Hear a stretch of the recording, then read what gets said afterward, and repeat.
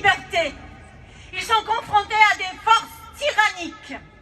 C'est intéressant ce que nous allons faire. Est-ce qu'on va être acteur de cette tyrannie ou se limiter au statut de spectateur?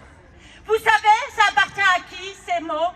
Ça appartient au troisième président de la Géorgie, Mikhail Saakashvili, qui est aujourd'hui le prisonnier de Poutine, le prisonnier politique et personnel de Poutine.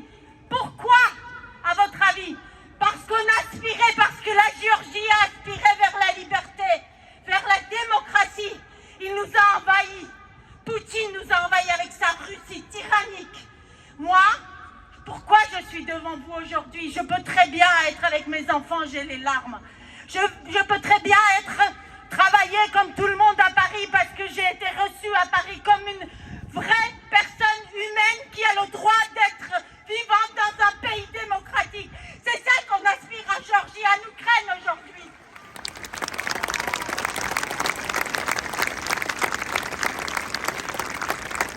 Je vais vous expliquer une chose. C'est vrai, je ne suis pas une femme politique. Je n'ai pas voulu la devenir.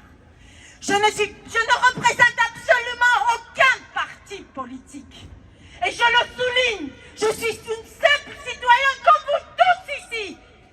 Je suis pareil que vous. Je vais le matin, je vais travailler, je reviens, je vais chercher mes enfants. Je veux leur donner la liberté, le goût de la liberté, le goût de la démocratie que j'ai vécu ici. Par contre, à 12 ans, pourquoi tout ça, vous savez?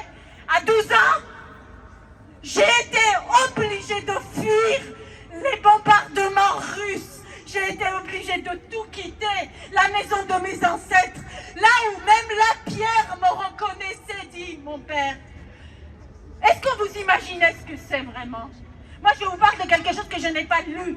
Moi, je ne vous parle pas des livres de l'histoire, je vous parle de quelque chose que j'ai vécu. J'étais enfant. Des milliers d'enfants comme moi ont été réfugiés dans leur propre pays. Parce qu'on n'avait rien, on a dû tout reconstruire. Et qu'est-ce qui s'est passé? Qu'est-ce qui s'est passé à votre avis? Poutine a vu qu'il y avait un pays juste à côté qui voulait devenir démocratique, qui voulait devenir comme tout le monde dans l'Europe, qui aspirait ses valeurs occidentales. Et en 2008, avant 2008, il y a eu la Tchétchénie.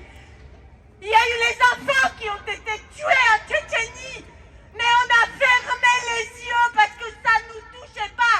Nous, on n'y était pas. Nous, on était sur notre canapé, en train de regarder tout ça par la télé. On a fermé les yeux.